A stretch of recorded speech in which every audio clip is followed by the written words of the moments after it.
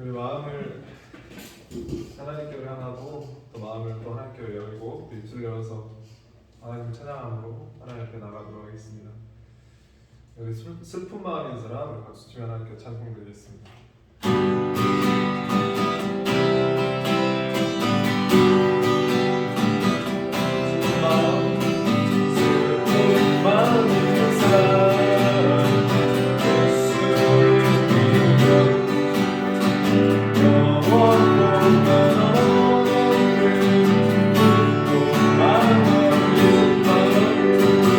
슬픈 마음인 사람 예수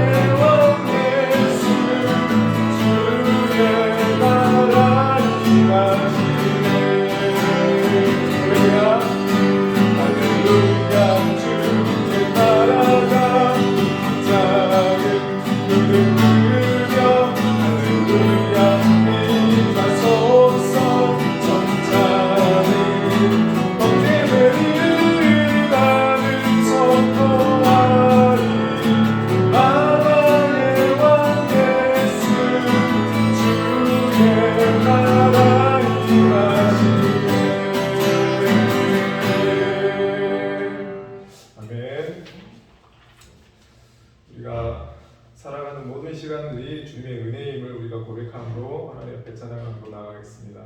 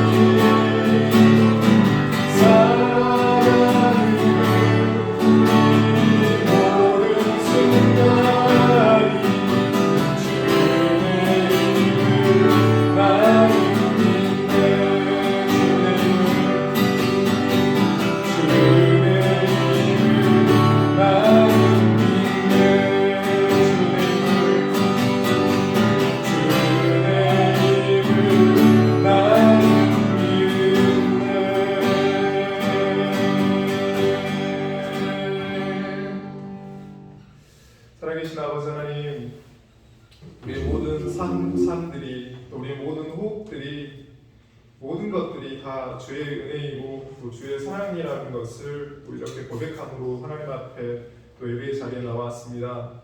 하나님 예배를 통해서도 또 하나님의 그 크신 또 은혜와 또 그 크신 사랑을 우리가 또 경험하고 또 감사로 하나님께 영광을 돌려드리는 또 예배의 시간들이 될 수 있도록 주님 도와주시옵소서. 우리의 마음 가운데 높아진 마음들 또 교만한 모든 마음들 죄악된 마음들 하나님 앞에 내려놓고 또 겸손하게 하나님을 예배하며 하나님을 또 찬양함으로 나아갈 수 있도록 주님 도와주시고 또 이 시간이 우리가 세상에 있는 어떤 그 시간보다도 또 기쁨이 있고 또 감사가 넘치는 시간들이 될 수 있도록 성령 하나님께서 함께 하시고 인도하여 주시옵소서. 살아계신 예수님의 이름으로 기도합니다. 아멘.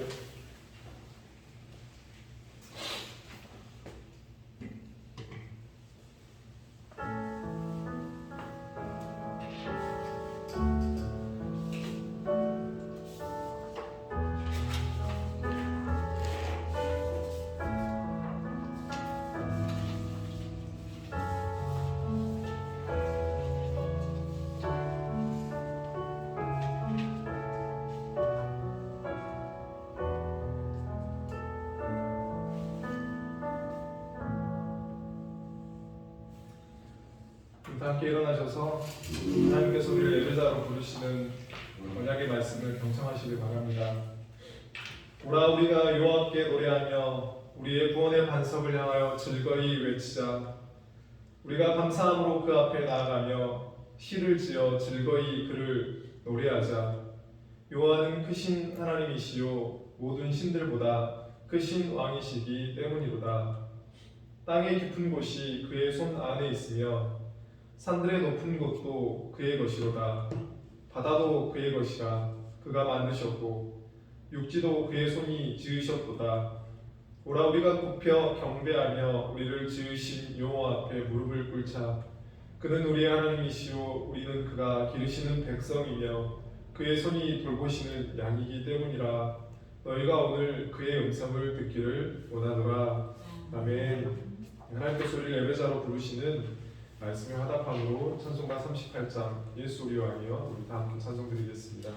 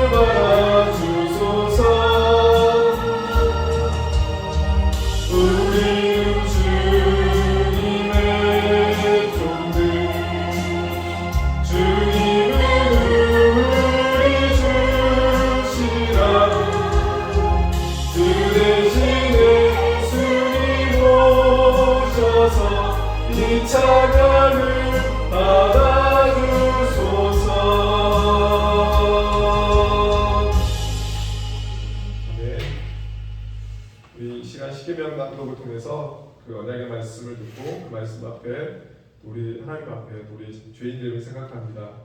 우리의 마음을 위로 향하여서 겸손히 예수님 바라보시면서 언약의 말씀 우리 십계명을 하나님 앞에서 함께 낭독하겠습니다. 제1은 너는 나 외에는 다른 신들을 내게 두지 말라.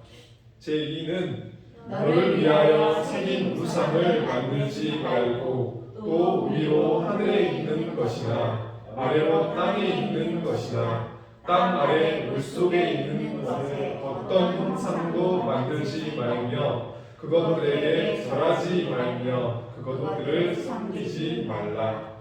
제3은 너는 내 하나님 여호와의 이름을 망령되게 부르지 말라.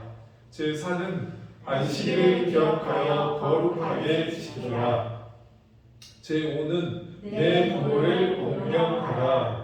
제6은 살인하지 말라. 제7은 간음하지 말라. 제8은 도둑질하지 말라. 제9는 내 이웃에 대하여 거짓 증거하지 말라. 제10은 내 이웃의 집을 탐내지 말라. 아멘. 곧 자리에 앉겠습니다. 이 언약의 말씀 십계명을 통해서 하나님 앞에 우리의 죄를 다시 한번 우리가 기억하고 또 공적으로 회개하는 그런 시간입니다. 우리 자신과 또 가정과 또 교회와 또 나라와 민족을 위해서 함께 하나님 앞에 회개하며 나아가도록 하겠습니다. 함께 기도하겠습니다. 살아계신 아버지 하나님, 이 시간도 하나님 앞에 우리가 아무런 의로움도 또 아무런 공로도 하나님 앞에 가지고 나오지 못했습니다. 오히려 우리의 의보다는, 우리의 공로보다는 또 하나님 앞에 또 범죄한 모습으로, 또 죄인인 모습으로 하나님 앞에 나왔음을 고백합니다. 아버지, 긍휼히 여겨 주시옵소서. 아버지, 우리의 모든 우리 스스로의 제약됨과 또 세상 가운데 살아가는 세상의 또 거짓됨과 악함과 더러움으로 얼룩져 있는 저희 몸과 마음을 주님 깨끗하게 또 씻겨주시고 긍휼히 여겨 주시옵소서. 아버지 하나님, 또 한 주간의 또 삶을 통하여서도 하나님 오직 하나님 한 분만을 또 나의 왕, 또 나의 주, 또 나의 하나님으로 그렇게 믿고 또 고백하며 또 살아가야 했음에도 불구하고 아버지, 하나님 아닌 다른 것들을, 더 하나님 아닌 다른 것들을 나의 주, 또 나의 왕으로 그렇게 삼고 따르며 또 쫓으며 살아갔던 시간들을 주님 긍휼히 여겨 주시옵소서. 아버지 하나님, 또 기도하는 것은 아버지 하나님 여전히 하나님을 나의 하나님으로, 나의 왕으로 그렇게 고백하지만 여전히 마음 가운데 하나님 아닌 다른 것들, 나 자신을 더 사랑하고 또 나 자신을 더욱더 믿으며 살아가고 또 내가 가지고 있는 것들을 더 믿으며 그렇게 하나님을 의지하지 아니하고 살아가는 모습들이 있음을 주님 고백합니다. 아버지, 긍휼히 여겨 주시옵소서. 하나님도 기도하는 것은 아버지, 하나님의 이름을 더 높여드리고 더 영광스럽게 해드리고 하나님의 이름을 빛나게 함에도 불구하고 나를 더 빛나게 하고 나의 일들이 더 잘되기를 바라고 아버지, 하나님의 나라와 의를 먼저 또 생각하지 아니하고 그것을 구하며 살아가지 않는 세상 사람들과 별반 다를 바 없는 모습으로 그렇게 살아가던 시간들을 주님 긍휼히 여겨 주시옵소서. 아버지는 또 바쁘다는 이유로, 또 아버지는 피곤하다는 이유로 인하여서 또 사랑하는 또 부모를, 또 형제들을 돌보지 아니하고 또 공경하지 못했던 그런 시간들을 주님 긍휼히 여겨 주시고 은혜 내려 주시옵소서. 아버지는 또 기도하는 것은 아버지 하나님, 이웃을 사랑하라는 그 말씀 앞에 순종하지 못하고 또 이웃을 향하여서 미워하고 시기하고 질투하는 마음들, 또 그들의 것을 더 탐내는 마음들, 또 가늠했던 시간들이 아버지 하나님, 이러한 죄악들을 주님 용서하여 주시고 긍휼히 여겨 주시옵소서. 아버지 하나님, 또 입술 가운데 항상 정직하고 진실하게 말함에도 불구하고 아버지, 정직하지 못했던 시간들, 또 하나님께서 기뻐하지 아니했던 말들을 또 했던 시간들, 말들을 주님 용서하여 주시옵소서. 아버지 하나님, 또 기도하는 것은 아버지 하나님, 이 나라와 이 민족 또한 하나님의 손 안에 있음에도 불구하고 또 이 나라와 민족을 위하여서 또 아버지 하나님, 이 땅의 다음 세대와 세대를 위하여서 또 깨어 기도하지 못했던 것들을 주님 용서하여 주시옵소서. 살아계신 예수님의 이름으로 기도합니다. 아멘. 하나님은 참으로 통회하며 회개하는 자에게 또 은혜와 긍휼이 풍성하신 하나님이십니다. 우리 시편 104편 말씀을 통해서 우리 하나님 아버지께서 어떤 분이신지를 우리 다시 한번 확인하도록 하겠습니다. 우리 함께 낭독하겠습니다. 여호와는 긍휼이 많으시고 은혜로우시며 노하기를 더디하시고 인자하심이 풍부하시도다. 자주 경책하지 아니하시며 노를 영원히 품지 아니하시리로다. 우리의 죄를 따라 우리를 처벌하지는 아니하시며 우리의 죄악을 따라 우리에게 그대로 갚지는 아니하셨으니 이는 하늘이 땅에서 높음같이 그를 경외하는 자에게 그의 인자하심이 크심이로다.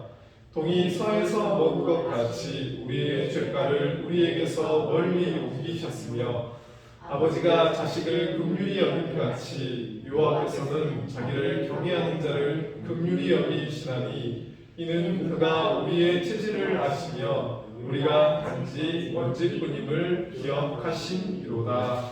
아멘. 계속해서 화면을 보면서 사도신경으로 우리 신앙을 함께 고백하겠습니다. 나는 전능하신 아버지 하나님 천지의 창조주를 믿습니다. 나는 그의 유일하신 아들 우리 주 예수 그리스도를 믿습니다. 그는 성령으로 잉태되어 동정녀 마리아에게서 나시고 본디오 빌라도에게 고난을 받아 십자가에 못 박혀 죽으시고 장사된 지 사흘 만에 죽은 자 가운데서 다시 살아나셨으며 하늘에 오르시어 전능하신 아버지 하나님 우편에 앉아 계시다가 거기로부터 살아있는 자와 죽은 자를 심판하러 오십니다. 나는 성령을 믿으며 거룩한 공교회와 성도의 교제와 죄를 용서받는 것과 몸의 부활과 영생을 믿습니다. 아멘. 네, 오늘 함께 나눈 말씀은 마가복음 30절부터 37절 말씀까지입니다. 신약 69페이지입니다. 마가복음 9장 30절에서 37절 말씀까지입니다.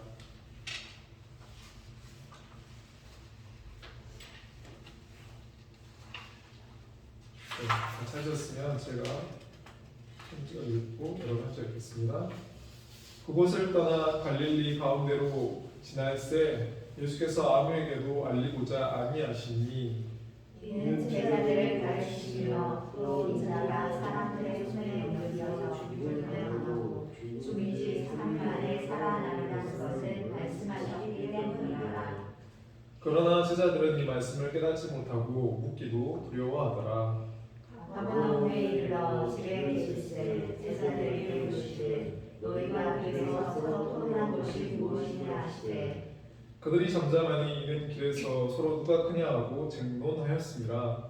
예수께서 앉으사 12 제자를 불러서 이르시되 누구든지 첫째가 누구라 하면 무사람의 끝이 되며 무사람을 섬기는 자가 되어야 하리라 하시고 어린아이 하나를 데려다가 그들 가운데 세우시고 안으시며 제자들에게 이르시되 누구든지 내 이름으로 이런 어린아이 하나를 영접하면 곧 나를 영접하니요 누구든지 나를 영접하면 나를 영접함이 아니요 나를 보내신 이를 영접함이니라.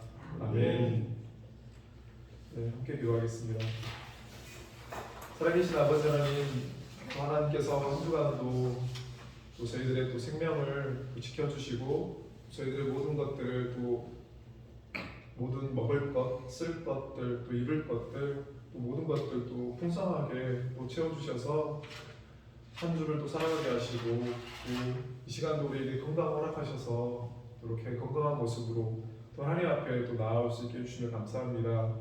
또 하나님 우리 마음 가운데 또 하나님 앞에 또 예배하고자 하는 마음, 또 하나님 앞에 나아갈 수 있는 그런 마음들, 또 믿음 주셔서 또 이렇게 하나님 앞에 예배할 수 있도록 또 인도해 주셔서 또 너무나 감사합니다.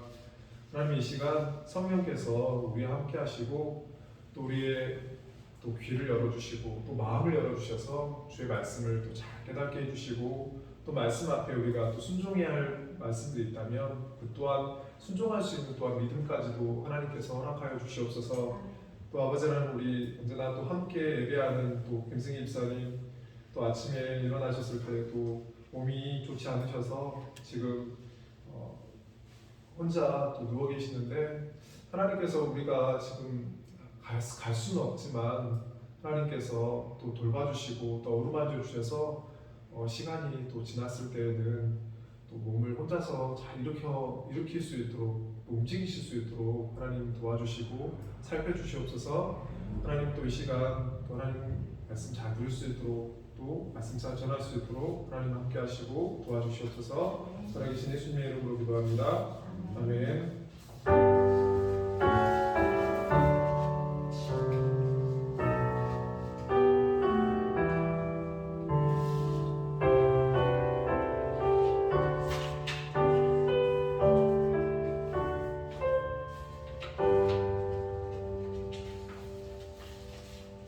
네, 누가 크냐라는 제목으로 우리가 함께 말씀 나누겠습니다. 네, 말씀 전하기 앞서 우리 앞뒤 좌우를 잘 오셨습니다. 반갑습니다. 네, 인사하고 말씀드리겠습니다. 네, 감사합니다. 오늘 본문의 사건의 위쪽에는 앞에서는 어떤 일이 일어났었냐면 예수님께서 변화산 사건이 일어났습니다. 예수님께서 공생애 중에서 베드로, 또 야고보, 요한 이 세 명의 제자만을 택해서 3,000m에 가까운 이 높은 산으로 올라가셔서 예수님께서 하나님의 시적인 그런 신성, 아름다운 영광을 제자들에게 이 세 명의 제자들에게 확연하게 보여주셨습니다. 예수님께서 이 변형되신 그 모습은 이 세상에서는 볼 수 없는 찬란하게 빛나는 흰 옷과 또 순결한 그 예수 그리스도의 영광스러운 모습이셨습니다. 그리고 그러한 가운데 모세와 엘리야가 나타나서 예수님과 함께 이야기를 나누었습니다. 아마도 이 세 사람이 무슨 얘기를 나눴을까?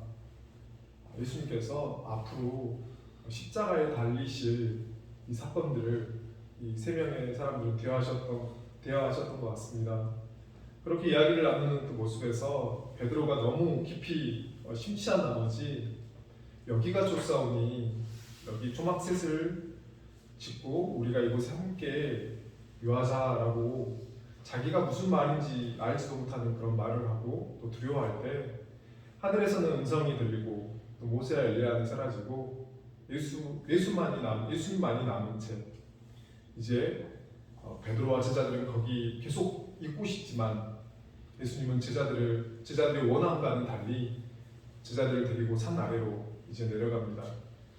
그리고 산 아래에 남아있던 이 다른 제자들에게는 아주 난감한 그런 사건이 일어나고 있었습니다.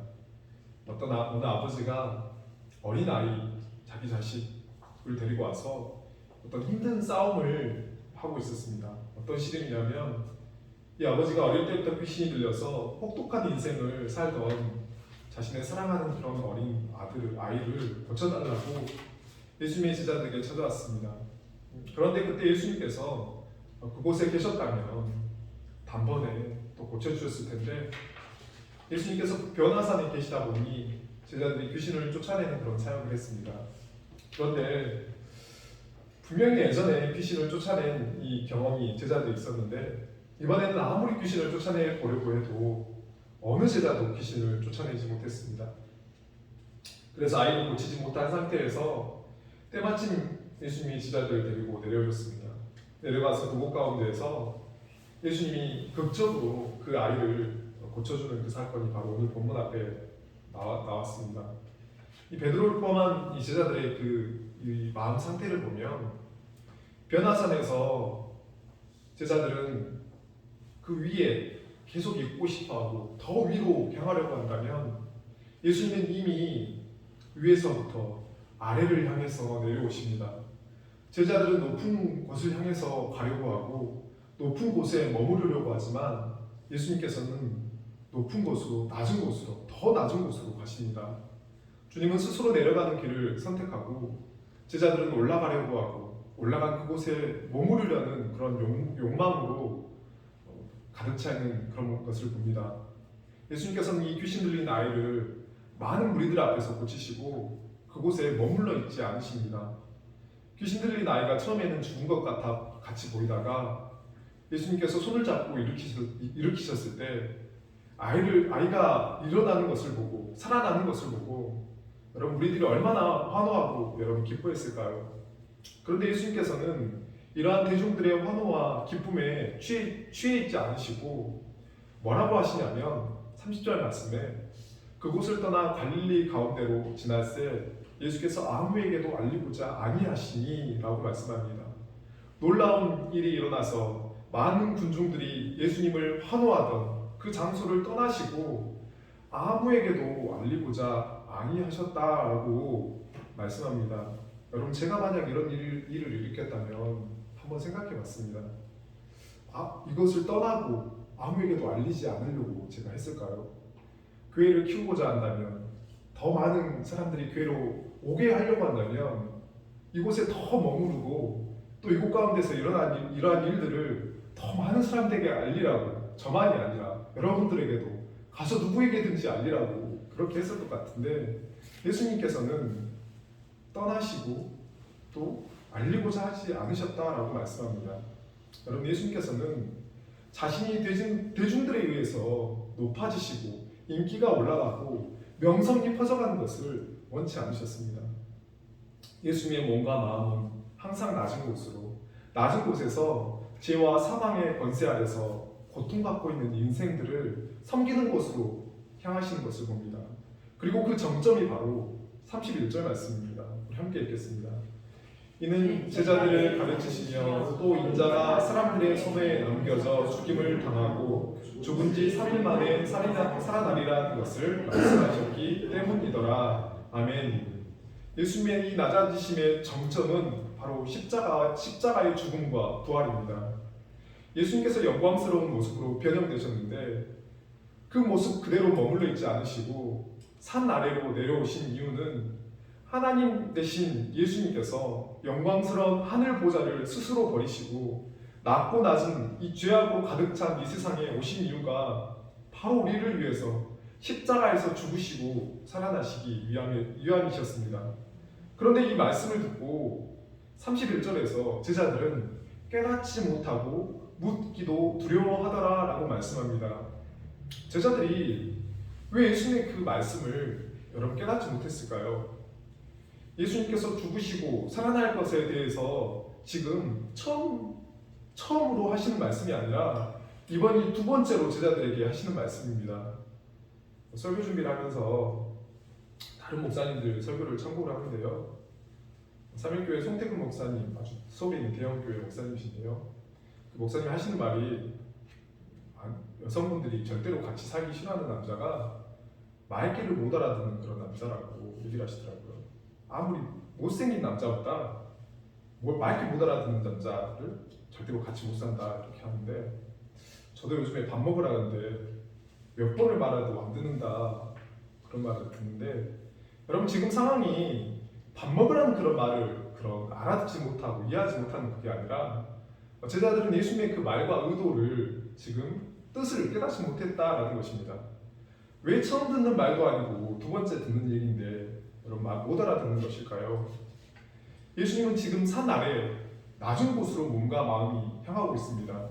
그런데 제자들의 몸과 마음은 산 위로 높은 곳으로 향하고 있습니다. 이 말이 무엇이냐면 제자들은 예수님으로 인한 성공과 출세, 권력과 명성, 인기, 부에 대한 그런 마음이 가득했던 것입니다. 그런 예수님께서 십자가에서 죽으신다는 그 말 자체를 여러분 받아들일 수가 없었던 것입니다. 제자들만이 아니라 당시 유대인들은 모두가 메시아에 대해서 강한 힘과 능력을 행사하시는 군사적인 메시아, 자신의 나라를 압제하는 로마에 대해서 힘으로 자유케 하고 회방케 되는, 그리고 주변의 나라들을 다 정복하고 나라를 부강케 하는 그런 메시아를 기다렸습니다.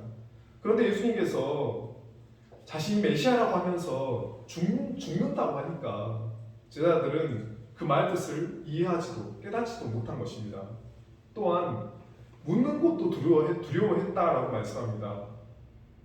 예수님께서 제자들이 질문하면 그것도 질문이라고 하느냐라고 할까봐 여러분 제자들이 두려웠을까요? 예수님께서는 제자들이 무엇을 물어보면 항상 친절하게 여러분 대답해 주셨습니다. 왜 저희들은 귀신을 못 쫓아냈습니까? 라고 제자들이 예수님께 물었을 때 예수님께서는 너희들 그것도 묻냐? 그렇게 하지 않으시고 기도와 금식 외에는 답이 없다라고 말씀해 주셨습니다. 예수님께서는 뭐가 궁금해서 찾아온 사람한테 뭘 그런 거 물어보려고 왔냐라고 타박하시거나 너 질문의 수준이 낮아서 말도 하고 쉽지 않다라고 하시는 분이 아니라 그 사람의 수준에서 그 사람에게 눈높이를 맞춰주시고 알아들을 수 있도록 친절하게 설명해 주시는 분이 예수님이십니다. 그러면 제자들이 예수님의 그 말씀이 무슨 말인지 깨닫지 못했다라면 물어봤어야 했습니다. 두려워서 묻지 못했다. 예수님께서 제자들이 너희들은 나를 누구라 하느냐고 제자들에게 물으셨을 때 베드로가 주는 그리스도신이다라고 고백한 후에 예수님께서는 처음으로 십자가의 죽음과 부활을 말씀하셨습니다. 그때 베드로가 예수님께 그러시면 안 된다라고 항변하자 베드로를 향해서 사탄아 물러가라라고 하실 정도로 베드로를 그렇게 꾸짖으셨습니다. 그때를 기억하고 제자들이 두려워서 못 물었던 걸까요? 제자들이 두려워서 물어보지 못했다는 것은 이 제자들이 이 두려움이 어떤 두려움이냐면 예수님의 그 말씀을 받아들이는 것이 두려웠던 것입니다. 제자들이 지금 보기에는 이제 예수님께서 많은 사람들의 추대를 받아서 왕에 오르시는 것은 시간 문제 같아 보였습니다. 제자들은 예수님을 따라다니면서 많은 고생을 했고요. 많은 것을 포기했습니다. 부모와 아내, 자녀들과 이별해서 이곳저곳 먼 곳을 다니면서 고생을 했습니다. 이 정도 예수님 따라다니면서 예수님을 섬기고 고생했으면 부와 출세라는 이 보상이 따르겠구나라고 생각했는데 예수님께서 죽으신다면 모든 것이 물거품이 되는 것입니다. 그러한 예수님의 그 말씀이 제자들은 두려웠던 것입니다. 예수 믿으면 성공하고 출세하고 자녀들이 다 잘되고 부자 된다는데 여러분 우리의 현실이 다 그런가요?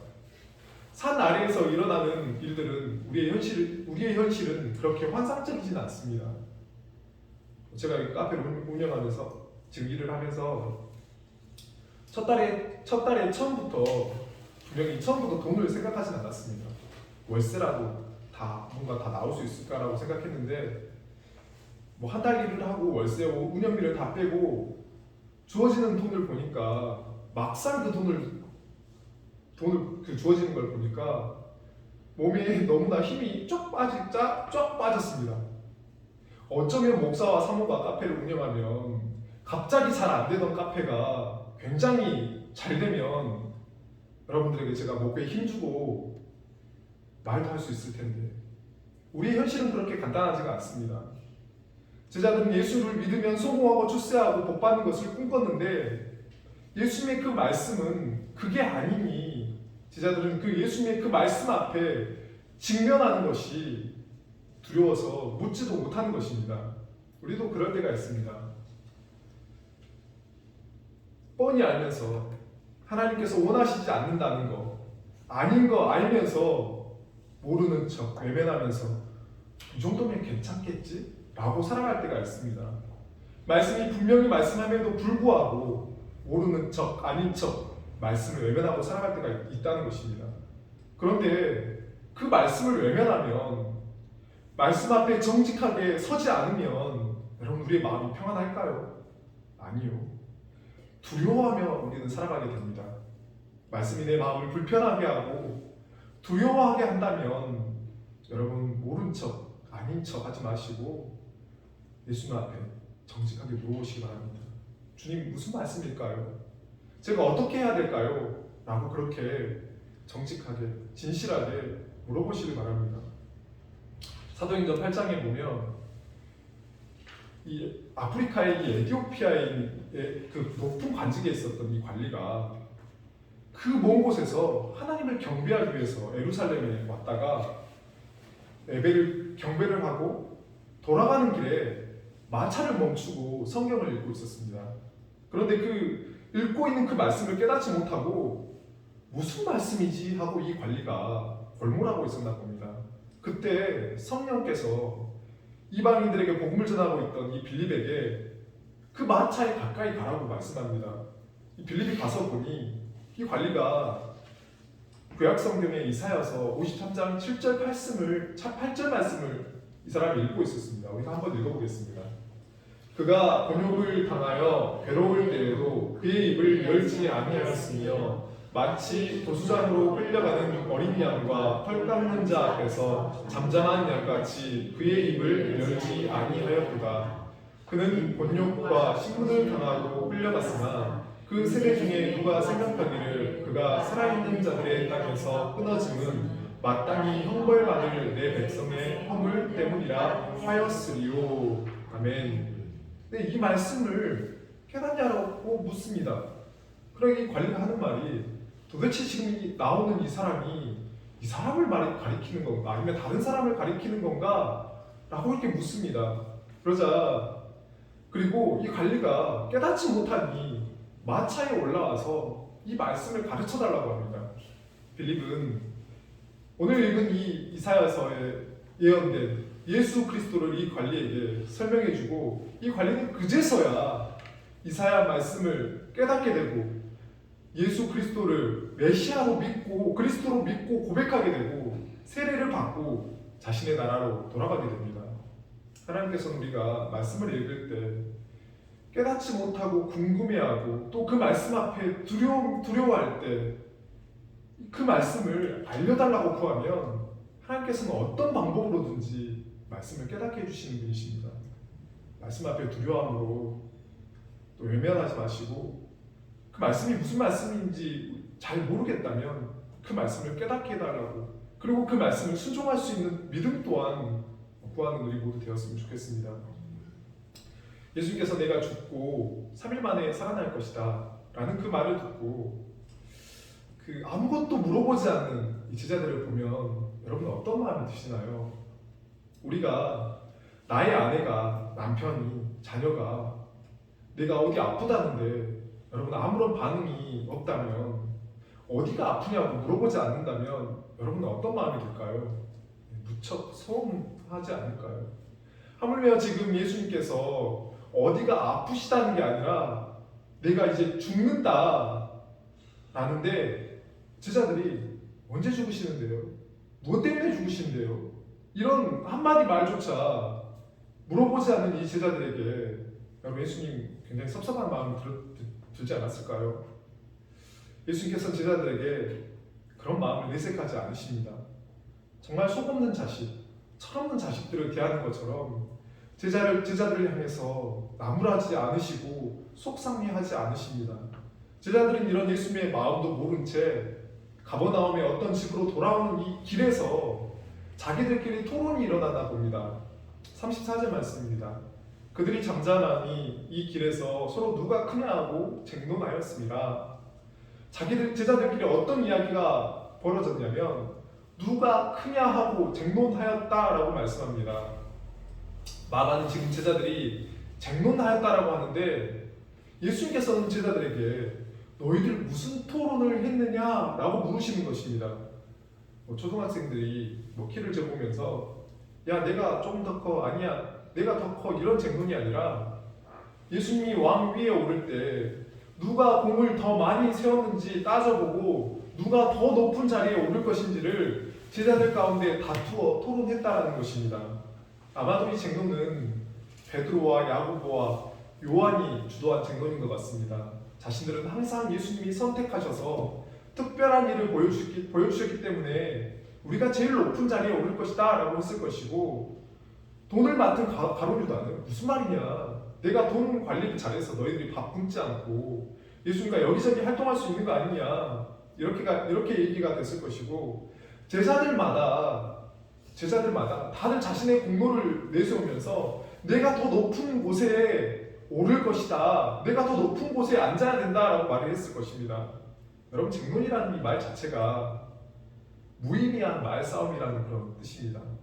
예수님께서는 지금 무의미한 제자들의 말싸움을 듣고 너희들 길에서 무슨 토론을 했냐고 물으시는 것입니다. 예수님께서는 방금 자신의 십자가의 죽음과 부활에 대해서 말씀하셨습니다. 그런데 제자들은 누가 더 크냐라는 이런 무의미한 말싸움을 하고 있었습니다. 그러면 예수님 제자들을 크게 혼내셔야 될 것 같은데 말귀도 못 알아듣고 무의미한 말싸움을 하고 있는 제자들을 향해서 길에서 묻는 것이 아니라 제자들이 길에서 또 그렇게 물어보면 창피할까봐 집에 들어오셔서 제자들에게 너희들 무슨 토론을 했느냐, 무슨 말싸움을 했냐가 아니라 너희들 무슨 토론했니? 라고 이렇게 물으시는 것입니다. 여러분, 우리는 화가 나면요 잘 참지 못합니다. 바로 그 자리에서 잘못을 지적하고 나무라는 게 바로 우리의 모습, 저의 모습입니다. 저희가 밤 10시까지 그 카페 문을 여는데요, 무슨 일인지 이제 시험이 끝나니까 이제 공부하러 이제 학생들이 많이 안 와요. 이제 많이 매출이 이제 떨어졌어요. 그 무슨 일인지 목요일에는 원래는 막 두 명 정도, 한두 명이 나와가지고 뭐 10시까지 막 있고 그러는데, 그날따라 학생들이 7시 30분 정도가 되니까 다 나가고 더 이상 이제 손님이 없을 것 같아서 빨리 정리를 하고 주차장으로 갔습니다. 그런데 차 뒤에는 뭐 차 2대가 이미 막고 있고요. 앞에도 딱 떡하니 차가 한 대가 막아놓은 상태였습니다. 다행히 앞차에 이제 다행히 번호가 있어서 전화를 했는데, 아버지가 아들에게 차를 타고 가라고 했다고 전화를 해서 차를 빼게 하겠다고 이제 해서 이제 기다렸습니다. 그런데 10분이 지나도 이제 안 오길래 다시 전화를 해서 10분이 넘게 기다렸다. 그래서 아버지가 죄송하다고 다 하시고 다시 아들에게 연락을 하겠다고 하고, 또 아들 전화번호도 줘서 좀 더 기다려보다가 올 생각을 안 하는 것 같아요. 그래서 아들에게 이제 그 전화번호를 연락을 했더니, 아니 뒤로 나갈 수 있지 않느냐라는 말을 하길래 속에서 너무나 화가 치밀어 오르고 뭐라고 얘기를 하려다가, 아버지가 죄송하다고 했으니 그냥 못 나가니 와서 빼라고 해서 20분이 넘게 기다렸다가 와서도 뭐 죄송하다는 말도 없이 그냥 그렇게 좀 차를 빼주고 나가더라고요. 여러분, 제가 무슨 말씀을 드리고 싶냐면, 여러분 지금 이 상황이 예수님께서 제자들을 향해서 부모와 같은 그 마음으로 제자들의 그 속없는 모습들, 무의미한 말다툼을 하는 그 모습들을 참아주시고 인내하시고 사랑으로 말씀해 주고 있는 것입니다. 여러분, 우리가 처음부터 믿음이 좋다면 얼마나 좋을까요? 내 믿음이 크도다라고 칭찬받는 사람이라면 얼마나 좋을까요? 그런데 우리의 믿음은 처음부터 말씀을 잘 알고 처음부터 믿음이 크지 않습니다. 제자들의 모습은 실상 우리의 모습이고 또 이 땅의 교회들의 모습이기도 합니다. 속없는 성도, 철없는 성도지만 무의미한 일로 다투지만 예수님께서는 참아주시고 인내하시고 사랑으로 계속해서 말씀해 주시는 분이십니다. 우리가 이러한 주님의 사랑하심이 없다면 지금 이 자리에 앉아있을 분은 아무도 없습니다. 예수님을 알고 계십니다. 제자들이 예수님을 사랑하는 그 마음보다는 자신의 욕망과 원함, 송곳과 출세를 위해서 따르고 있다는 것도 알지만, 그러함에도 예수님은 제자들을 너무나 아끼고 사랑하시는 분이십니다. 우리도 주님을 사랑하기보다는 나의 원함을 위해서 찾고 구할 때가 많지만, 그러함에도 우리 주님은 우리를 너무나 아끼고 사랑하시고 우리의 믿음이 성숙하고 성장할 수 있도록 사랑으로 말씀해 주시는 분이심을 우리가 믿고 예수님을 떠나지 마시고 늘 예수님과 함께 하시는, 늘 예수님께 붙어있는 우리 모두 되었으면 좋겠습니다. 예수님께서 제자들이 누가 크냐는 이 쟁론 앞에 이렇게 답해 주십니다. 35절에서 37절 말씀을 함께 읽겠습니다. 예수께서 앉으사 12제자를 불러서 이르시되, 누구든지 첫째가 되고자 하면 뭇 사람의 끝이 되며 뭇 사람을 섬기는 자가 되어야 하리라 하시고, 어린아이 하나를 데려다가 그들 가운데 세우시고 안으시며 제자들에게 이르시되, 누구든지 내 이름으로 이런 어린아이 하나를 영접하면 곧 나를 영접함이요, 누구든지 나를 영접하면 나를 영접하는 게 아니요 나를 보내신 이를 영접함이라. 아멘. 여러분, 첫째가 되려고 한다면, 가장 큰 자가 되고 싶다면 사람의 끝이 되고 사람을 섬기는 자가 되어야 한다고 예수님께서 말씀하십니다. 그리고 예를 들어 말씀하십니다. 어린 아이 하나를 데려다가 제자들 가운데 세우시고 안으시고, 누구든지 내 이름으로 이런 어린 아이 하나를 영접하면 곧 나를 영접하는 것이 아니고 하나님을 영접하는 것이다 라고 말씀합니다. 섬김을 받는 사람이 큰 자가 아니라 섬기는 자가 큰 사람이다 라고 말씀하시면서 그러면 누구를 섬길 것인가? 나에게 유익이 되는 사람, 나를 이롭게 하는 사람, 나에게 도움이 될 만한 그런 사람이 아니라 나의 도움의 손길, 나의 손길이 절대적으로 필요한 사람을 섬기라고 말씀합니다. 다 아시는 것처럼 예수님 시대에는 이 어린아이는 사람 숫자에도 들지 않는, 사람 취급도 받지 못한 그런 존재였습니다. 농경사에서는 이 어린아이는 아무런 도움이 되지 않습니다. 전쟁이 나면 스스로를 지킬 수도 없고 또 스스로 먹을 걸 찾아서 먹지도 못하는 생명이 거추장스러운 존재가 바로 이 어린아이입니다. 여러분, 우리 주변에 그런 사람들이 있습니다. 누구의 잘못이 아니라, 누구의 죄 때문이 아니라 힘겹게 삶을 살아가는 그런 연약한 사람들이 조금만 눈길을 돌리고 귀를 기울이고 관심을 가지면 있습니다. 그런 약하고 힘없는 그런 사람들을 돕는 것이, 섬기는 사람이 예수님의 이름으로 그들을 섬겼다면 곧 하나님을 영접했다라고 말씀하시는 것입니다. 여러분, 구약의 신명기서를 보면 하나님께서 고아와 과부를 얼마나 그들을 아끼시고 또 사랑하시고 돌보시는지에 대한 말씀들이 많이 나오는 것을 봅니다. 신명기 10장 18절 말씀입니다. 고아와 과부를 위하여 정의를 행하시며 나그네를 사랑하여 그에게 떡과 옷을 주시나니, 누군가의 도움 없이 살아가지 못하는 절대적인 사회적인 약자인 고아와 과부를 하나님께서 그들을 위해서 정의를 행하시고 아무것도 없는 이 빈자들인 이 고아와 과부와 이 나그네를 사랑하여서 하나님께서 먹을 것과 입을 것을 주시는 분이 바로 하나님이시라고 말씀합니다. 또 야고보서 1장 27절 말씀입니다. 하나님 아버지 앞에서 정결하고 더러움이 없는 경건은 곧 고아와 과부를 그 환난 중에 돌보고 또 자기를 지켜 새 속에 물들지 아니하는 그것이니라 라고 말씀합니다. 참된 경건은 고아와 과부를 그 환난 중에 돌보는 것, 우리의 도움의 손길이 필요한 이들을 외면하지 아니하고 돌보는 것이 하나님 앞에 참된 경건이라고 말씀합니다. 우리가 고아와 과부처럼 살아가는 그 누구의 도움도 사랑도 받지 못한 채 어려움 가운데 살아가고 있는 이들을 섬김으로 여러분 하나님 앞에 큰 자가 되셨으면 좋겠습니다. 그리고 예수님께서는 섬김의 방법을 몸소 보여주십니다. 제자들 가운데 그 어린 아이를 세우셨습니다. 여러분, 세상은 나보다 약한 자를 끌어내려야 살아남고 또 올라갑니다. 더 힘 있는 사람이 약한 자를 받고 끌어내리고 더 능력 있는 사람이 능력이 부족한 사람을 받고 끌어내려야 올라갑니다. 그러나 하나님 나라의 삶의 방식은 나보다 힘이 없고 능력이 없고 약한 자를 세우는 것입니다. 교회는 어린아이와 같은 연약한 자들이 나와서 예수 그리스도의 복음의 힘과 능력과 지혜로 세워진 것이 바로 교회입니다. 여러분, 그래서 그 사실을 아는 성도는 스스로 자신을 높이려고 하지 않고 누구보다 내가 더 높다고 쟁론하지 않습니다. 복음으로 인해서 죽을 수밖에 없는 죄인이었던 내가 예수님의 그 십자가의 그 사랑과 은혜로 하나님 앞에 의롭다는 자로 세워진 사람은 그것을 깨닫고 알고 믿는 자는 예수님께서 나를 세워주셨듯이 나보다 더 연약한 자들을 하나님 앞에 세우는 것을 기뻐하고 감사하는 것입니다. 우리 모두에게 이러한 진정한 하나님 나라의 섬김의 모습이 있었으면 좋겠습니다. 또한 예수님께서는 섬김의 방법으로 어린아이를 안아주십니다.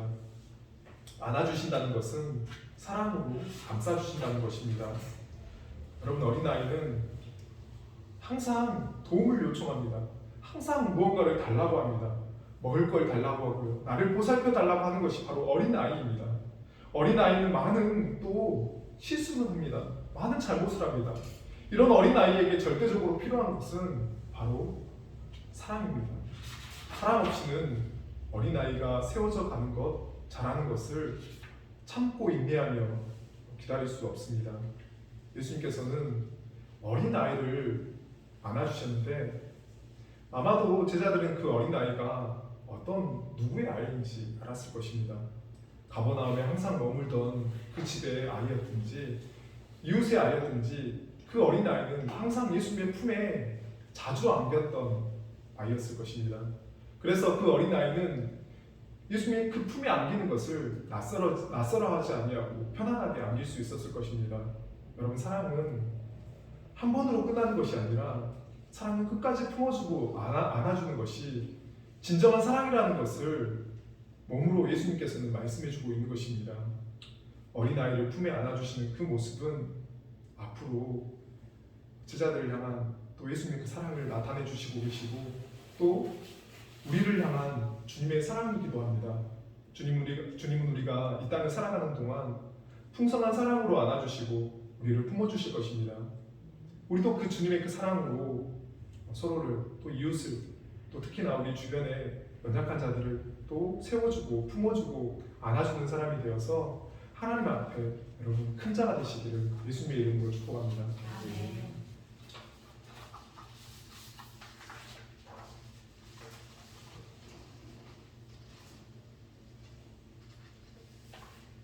네. 기도하겠습니다. 살아계신 아버지 하나님, 오늘 제자들이 누가 크냐라는 어떤 그런 쟁론하는 모습을 봅니다. 예수님께서는 십자가와 부활을 또 말씀하시는데 더 낮아지는 곳으로, 더 낮은 곳으로 향하는 것을 말씀하시는데 제자들은 계속해서 더 높아지려고 하고 더 부해지려고 하고 더 이름을 또 나타내려고 하는 그런 모습을 봅니다. 주님, 우리도 주님 앞에 나오지만 십자가의 그 복음을 우리가 듣고 예수님을 메시아로 고백하고 믿고 따른다고는 하지만 예수님처럼 더 낮은 곳으로 몸과 마음이 향하지 아니하고 더 높은 곳으로만 향하려고 하는 그런 욕망으로 가득 찬 사람인지를 우리 자신을 돌아볼 수 있는 그런 은혜를 허락하여 주시옵소서. 복음이 우리에게 전해졌을 때 우리가 가난하고 비천한 사람이 있었을 때 그 복음으로 인하여서 우리가 부요한 자가 되었다는 것을 주님 깨닫게 해주시고 우리도 그렇게 우리가 비천하고 가난하고 연약한 자였을 때 복음의 그 은혜로 우리가 하나님 앞에 의롭다는 자로 세워졌듯이 우리도 복음으로 세상 가운데 또 버려진 자들 또 고통 가운데 있는 자들을 또 복음으로 세워주는 그런 사람들이 되고 또 우리가 실제적으로 우리의 삶 가운데 현실의 고통과 또 고통으로 또 힘겹게 어려움 가운데 살아가고 있는 고아와 과부 같은 그런 연약한 자들이 있다면 외면하지 아니하고 하나님께서 그들을 돌보신다는 것을 또 우리의 손길을 필요로 한다는 것을 우리가 깨닫고 능히 우리 손을 벌려서 또 우리의 마음을 열어서 우리가 가지고 있는 것들을 나누어서 또 하나님의 사랑을 또 전달하는 그런 하나님 앞에 큰 자가 될 수 있도록 하나님 도와주시옵소서. 살아계신 예수님의 이름으로 기도합니다. 아멘. 우리 찬송가 436장입니다.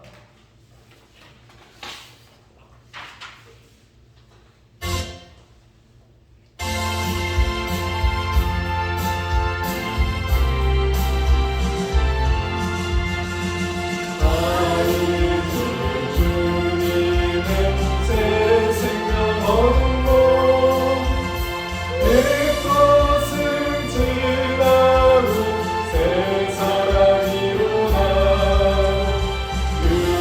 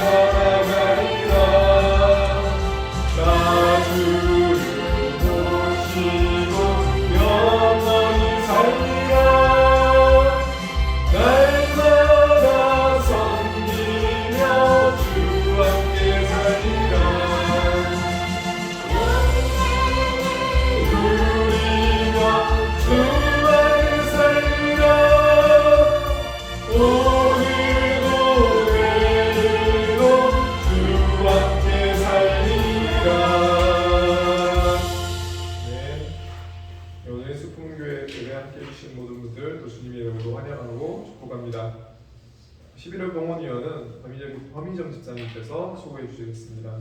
또 돌아오는 토요일 11월 12일은 하늘창고 사역이 있습니다. 네, 함께 기도로 동참해 주시기 바랍니다. 또 11월 20일 주일은 추수감사 주일로 지키도록 하겠습니다. 또 풍성한 점심이 준비되어 있습니다. 즐거운 교제 나누시길 바라고요. 또 아까 말씀드린 것처럼 김승희 집사님 몸이 갑자기 또 자탕? 가끔씩 그럴 때가 있으시나 봐요. 주무시고 갑자기 일어났을 때 몸이 뭔가 안 움직여지시는? 목소리는 괜찮으신 것 같은데 아무튼 오늘 잘 회복될 수 있도록 함께 기도해주시고요. 후원하는 국내 장야동, 또 비모나동과 외로단 선교사님 위해서 또 예배 공간을 내어주시는 박상국 장로님 위해서 우리가 또 함께 기도해주시기 바랍니다. 우리 다 같이 일어나셔서 주님 가르쳐 주신 기도로 찬양 드리겠습니다.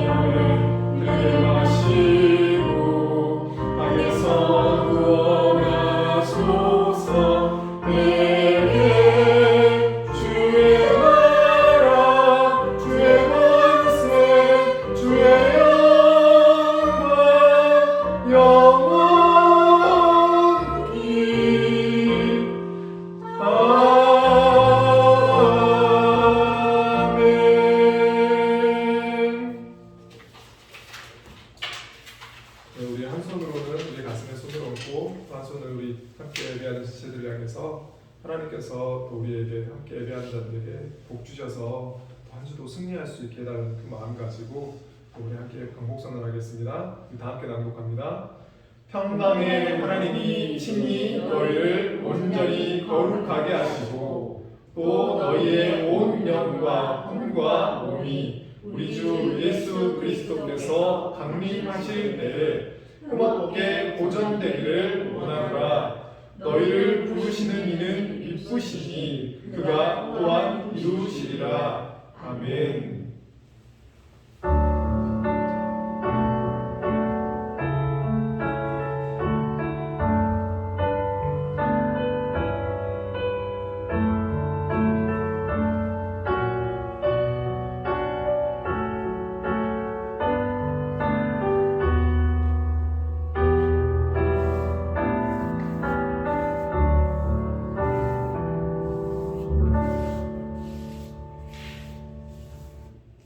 네, 감사합니다.